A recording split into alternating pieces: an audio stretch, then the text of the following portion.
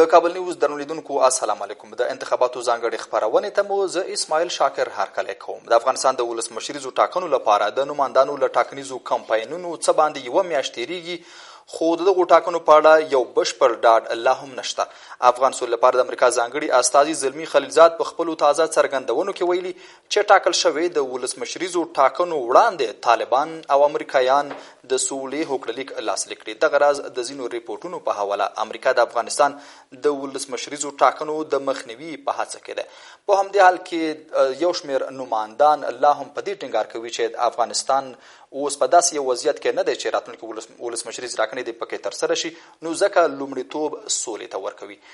په همدې توګه په خپلو ټاکنیزو کمپاینونو کې د ولسمشریزې ټاکنې به ترسره شي.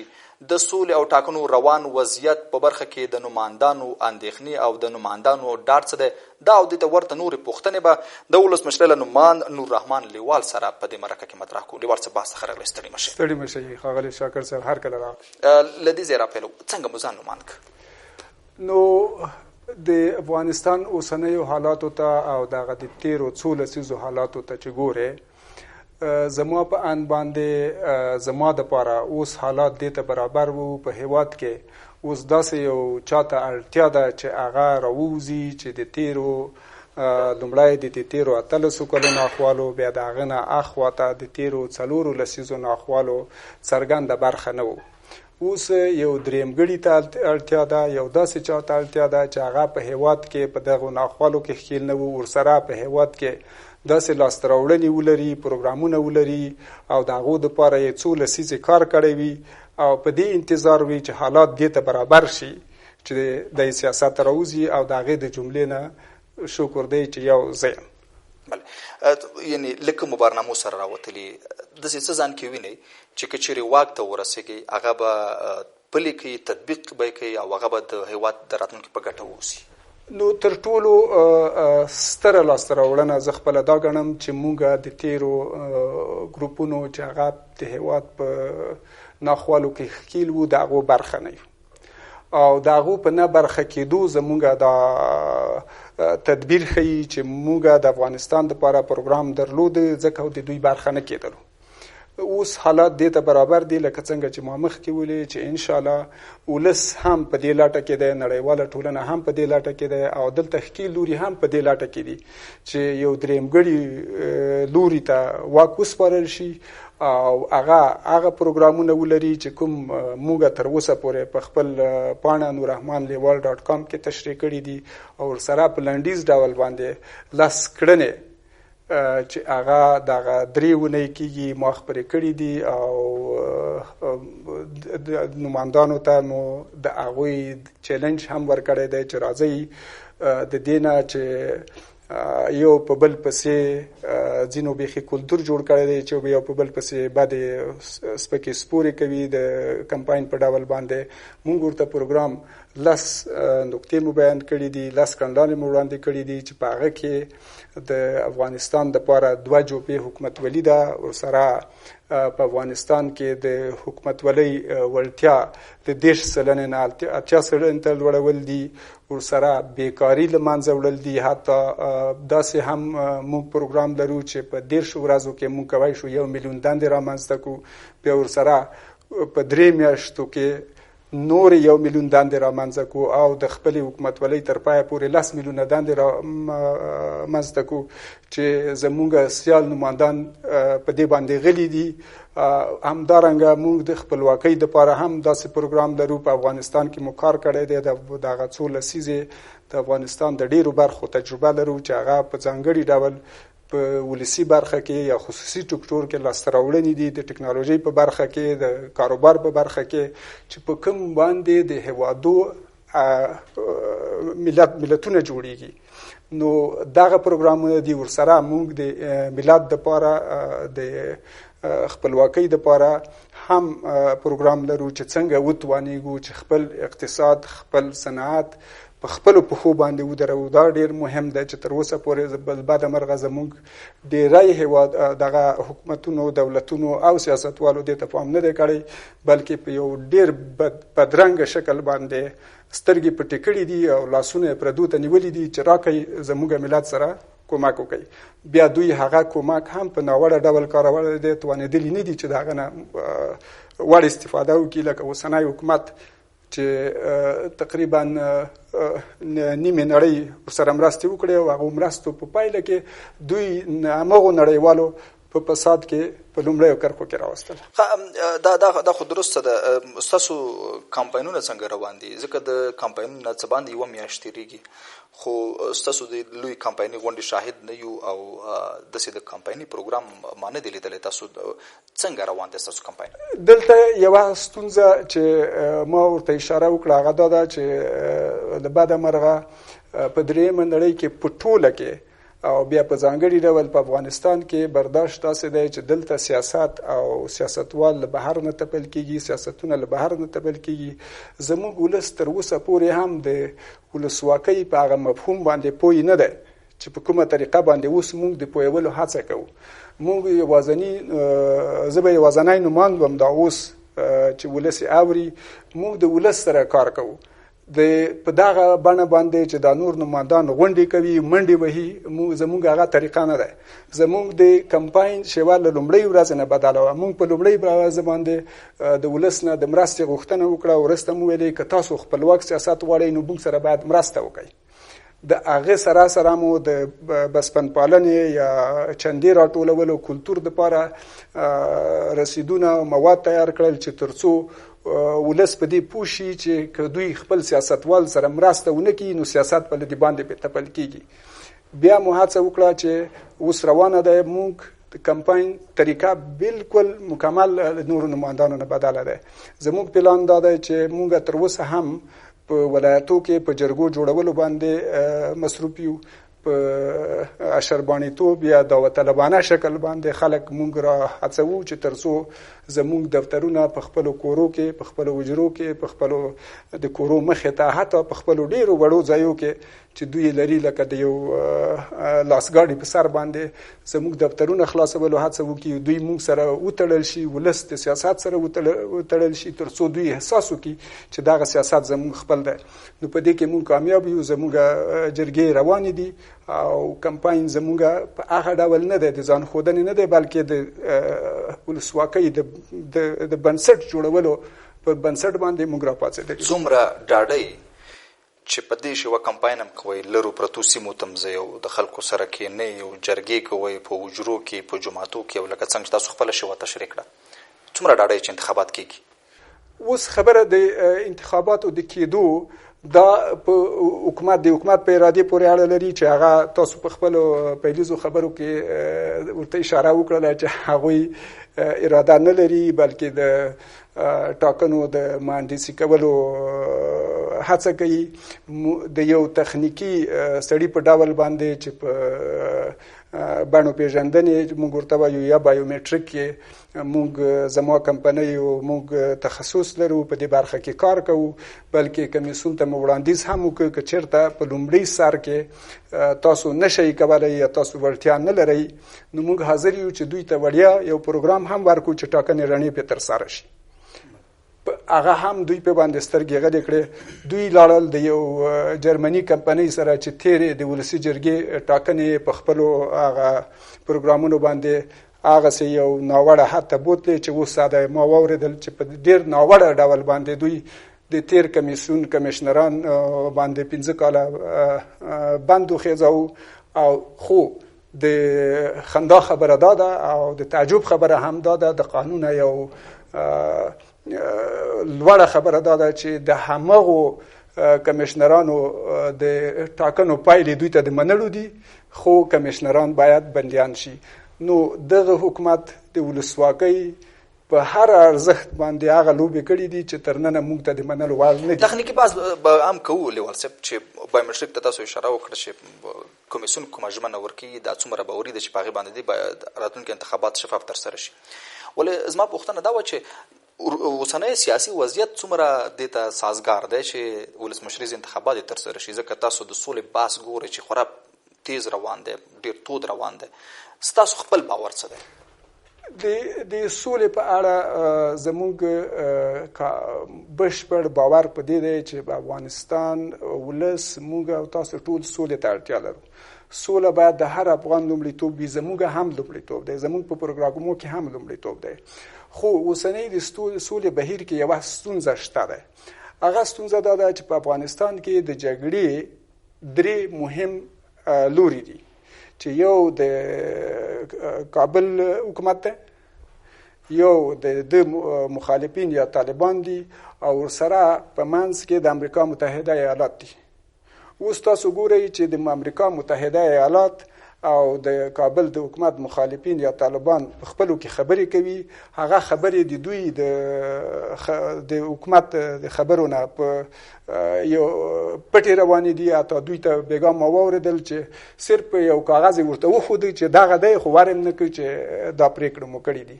نو په دغه حالت کې موږ او تاسې د سولې په یو داسې مجهول حالت کې واقع یو چې موږ په دې باور نه یو چې سوله کېدونکې ده، بلکې د سولې نه دلته یو ابزاري استفاده کیږي د سیاسي موخو دپاره.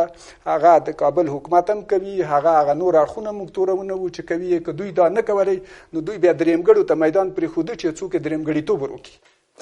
نو دلته موضوع ډېره واضح نه شوه چې تاسو باور نه لرئ چې سوله هم راځي. انتخاباتو لپاره مو تمه څه دی؟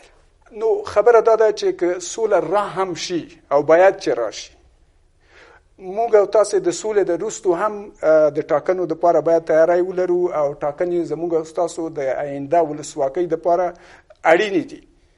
نو زما په ولس باندې غږ دی چې دوی باید د دغو خبرو ښکار نشي چې دغه خلک یا هغه لوري په ټاکنو باندې لوبې کوي، او موږ باید نور په دې کې ونډه وانخلو، بلکې د دوی په خلاف باندې باید راووځي او هغه چا سره ملګري شي چې د دوی په خلاف باندې کولی شي چې نوښت وکړي او د دوی دسیسې شنډې کړي. د بېلګې په ډول باندې دا اوس موږ خپلو ملاتړو ته د خپل کمپاین لارښود کې لیکلي دي چې ولس بخښنه غواړم حکومت نه غواړي او هوډ نه لري چې رانې ټاکنې وکړي. نو حل څه شی دی؟ حل اوس دا دی چې موږ باید د دوی سره موازی سیستم وچلوو او دوی ته اختیار ورکړو چې موږ باید د دوی سره دا وړتیا ولرو د یو نومان په شکل باندې چې وکولی شو چې هغه ورځ باندې چې ټاکنې چېرته ترسره کیږي هغه نتایج ځان سره ولرو او د دوی سره محاسبې ته تیار شو. بله خبره چې پکې ډیره ضروري ده هغه دا ده چې په افغانستان کې ټاکنې هسې نیمګړې دي، یعنی موږ دې ته بشپړ ټاکنې نشو ویلی، ځکه چې له نیم نه زیات هیواد دا اوس په داسې حالت کې دی چې هلته ټاکنې هېڅ امکان نه لري. نو موږ په نیم هیواد کې ټاکنې کوو. دغه ټاکنې د اساسي قانون په بنسټ باندې بشپړې نه دي، یعنی د ټولو دپاره نه دي. نو دا هم هغه ټکی دی. زمونږ وړاندیز حکومت ته او نړیوالې ټولنې ته او هغو خلکو چې په ټاکنو کې مرسته کوله، زما اوږده لیکنه ما ورکړه دوی ته، ما وویلې چې ګوره که موږ غواړو رڼې ټاکنې وکړو نو باید ټاکنې نورې هم وځنډوو. یعنی اوس کمیسیون، حکومت او دغه حالات چې د سولې خبرې دي او سره ولس چې په یو مشوش حالات کې ده دې ته تیار نه دی چې موږ د ټاکنو سمې پایلې ولرو. نو ټاکنې به یو ناوړه حالت ته ځي چې بیا به موږ د دې به هیڅوک وړتیا نه لري چې هغه مسله په شفاف ډول حل کړي. یعنی ټاکنې مهم دي خو باید په سم ډول وشي. یو مسله دلته د سولې او د انتخاباتو دوه هغه بهیرونه دي چې موازي را روان دي. دلته څو یو دریځ دا دی چې ډېر په دې باور دی سوله لومړیتوب لري او ټاکنې لکه څنګه چې تاسو هم ویل که وم ځنډېږي مشکل نشته، ولې خلک سوله غواړي. بل دریځ د حکومت دی چې پرون هم د حکومت لخوا په ټاکنو باندې ډېر ټینګار وشو، ویلې چې ټاکنې شپږم د میزان دا د حکومت لپاره سره کرښه ده او دا باید ترسره شي. یو تور په حکومت باندې لګیږي چې په واک کې د پاتې کېدو لپاره دوی په ټاکنو باندې ټینګار کوي. بل اړخ ته حکومت بیا وایي هغه څوک چې په ټاکنو کې بایلونکي دي هغوی بیا په سوله باندې ټینګار کوي. ستاسو ترجیح څه شته ده؟ ګوره زموږ د هر افغان په ډول باندې زموږ ترجیح او د حکومت ترجیح باید سوله وي. خو یو شی چې ډېر زیات مهم ده هغه دا ده چې که سمه حکومتولي رامنځته نشي نو سوله بیا هم نشي راتلی، بلکې بیا هم که دغه شانې یو له بې عدالتیو ډک او داسې یو حکومت وي چې هغه 10% د حکومتولۍ وړتیا ولري او په 50% جغرافیه باندې حکومت کوي، نو موږ خو سوله ونه کړه، بلکې یو بل بحران ته هېواد یوړ چې له دې نه به هم ناوړه وي. زه په ولس باندې غږ کوم او په سیاسیونو غږ کوم، ورسره په دغه ښکېلو سیاسیونو باندې غږ کوم چې تاریخ تاسو څاري، وخت د دې دی چې تاسو باید یو جوړجاړي ته زر تر زره تیار شئ. لومړی سوله راولئ، او که سوله نه راځي دا هم ډیره مهمه ده او هغه د افغانانو په توان کې نه وي، نو بیا دا هم ضروري ده چې موږ ټاکنو ته تیاری ولرو، پرې نږدو دغه خلک چې په تیرو حکومتو کې نابریالي وو یو ځل بیا بریالي شي. دا به هم زموږ یو قدم مخکې بوزي، د سولې خواته به هم نږدې کړي. که دلته عدالت راشي، یو داسې حکومت راشي چې د افغانانو اړتیاوې د حکومتولۍ پوره کړي، نو سوله هم په خپله راځي. چې زما د لسو کړنلارو او لسو پروګرامونو په پای کې موږ دا لیکلي که یو موږ بریالي شو، انشاءالله دغه لس کړنلارې چې بریالي کېږي ورسره سوله په خپله منځته راځي. د امریکا اراده څنګه وینئ په دې برخه کې؟ یو راپور هم خپور شوی دی چې امریکا هڅه کوي د افغانستان راتلونکي ولسمشریزې ټاکنې وځنډوي. تاسو په خپلو خبرو کې د ولسمشریزو ټاکنو د ځنډ پیشنهاد کوو. یوه موضوع بل دا چې دغه کوم روان بهیر کې چې سوله او ټاکنې دي، د امریکا اراده تاسو ته څه ډول ښکاري؟ یو مسله، او بل د امریکا له خوا ویل شوي چې زموږ لپاره لومړیتوب سوله ده نه ټاکنې. د خلیلزاد تازه څرګندونو کې هم دا مسله واضح ده چې دوی وایي زموږ لپاره سوله لومړیتوب لري. نو خبره دلته ده چې د امریکا متحده ایالات هڅه کوي چې داسې وښیي چې د افغانستان ټول حالات د دوی په کنټرول کې دي او دوی په مخ بیایي. داسې هم نه ده. اوس نړۍ یوازې یو قطبي نه ده، بلکې دلته نور لوبغاړي هم په نړۍ کې شته ده چې امریکا دې ته نه پرېږدي چې دوی ټول شیان ومني. بله د خوشحالۍ خبره دا ده چې تر ټولو وړاندې زما دا دریځ وو چې موږ باید دا ټاکنې وځنډوو. نو که چېرته خلیلزاد یا امریکایان دا خبرې کوي، دا اوس زما هغه طرحه دوی تاییدوي چې ما دوی ته وړاندې کړې وه. د ځان خبره تر اوسه د امریکایانو په څرګندونو کې نشته، ولې د لومړیتوب موضوع شته.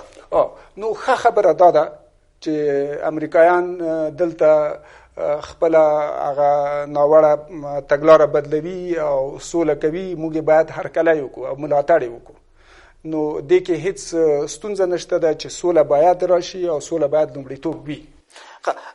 د امریکا اراده باندې تاسو خبره ونه کړه چې د امریکا اراده څنګه وینئ؟ که څه هم تاسو اشاره وکړه چې اوس به ټول چارې د امریکا په لاس کې نه وي، خو ظاهرا داسې ښکاري د افغانستان د سولې روان بهیر امریکا مدیریت کوي. اوس چې راشو که دا ډیره اړینه ده د هر افغان لپاره، ځکه چې امریکا په افغانستان کې ډیره زیاته ښکیل ده، په ډیرو برخو کې ښکیل ده. موږ باید د امریکا په سیستم باندې پوه شو.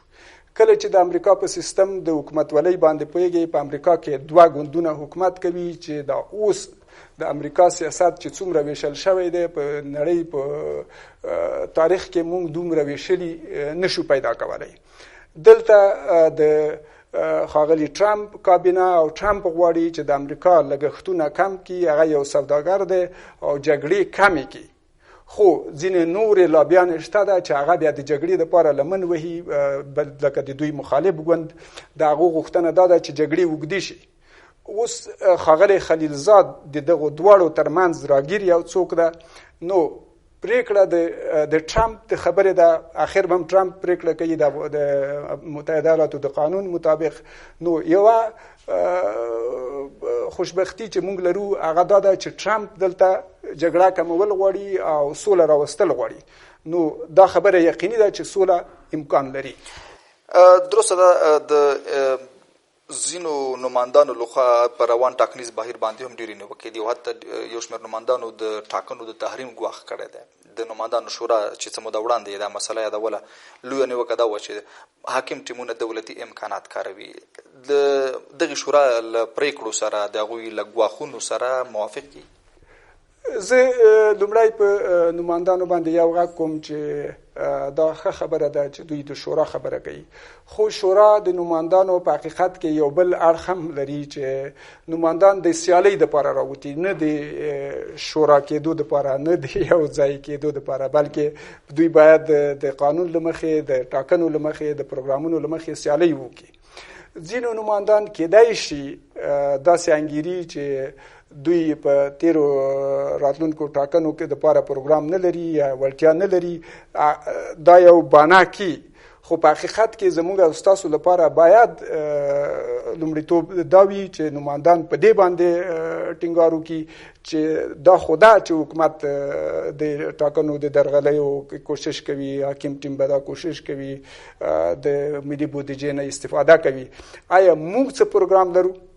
دا پریکون یا بایکاټ د ټاکنو نه حل نشي کېدای، بلکې دا په واضح ډول باندې هغوی ته میدان ور پرېښودل دي. زه په دوی باندې غږ کوم چې دا لاره خپله نه کړي، بلکې دوی سره یو ځای شي او په ګاډه باندې په کمیسیون باندې کوم وړاندیز چې مخکې موږ ورته وکړو، که دوی وړتیا نه لري موږ وړتیا ورکوو چې دوی څار وکړي، دوی په ګاډه باندې یو میکانیزم جوړ کړي چې د حکومت د ناوړتیاو مخنیوی وکړي. چمتووالی څومره وینې ټاکنو ته په تخنیکي لحاظ؟ ټاکنو کمیسیون تاسو ګورئ چې څه موده وړاندې انتقالات پیل کړي دي د ولایتونو مرکزونو ته د حساسو توکو انتقالات دي، په هغې کې د بایومټریک آلې هم شته دي چې د همغې بایومټریک آلې تخنیکي ستونزو ته تاسو اشاره مو وکړه چې نور به په دې باندې رڼا واچوئ.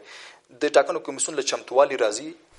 نه، د ټاکنو کمیسیون دغه حکومت په لاس باندې داسې یو حالت ته ورساو چې زه ورته فلج ویلی شم.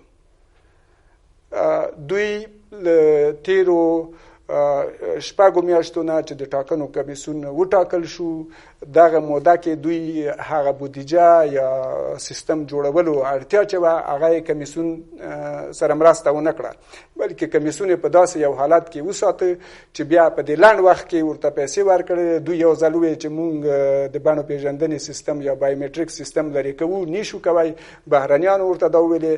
بیا چې موږ په هغه باندې بیرته نیوکه وکړه چې بلکې زما یو اوږده لیکنه په دې باندې شته چې موږ په دولت کې دننه هم دا وړتیا لرو چې د بایومټریک په مرسته باندې ټاکنې وکړي، بلکې ټول هېوادوال په دې خبر دي. تاسو یوه ګوته لګوئ د کورنیو چارو وزارت کې، د هغې ګوتې سره ټول کریمینل یا دغه ریکارډ راوځي او هغه کار کوي.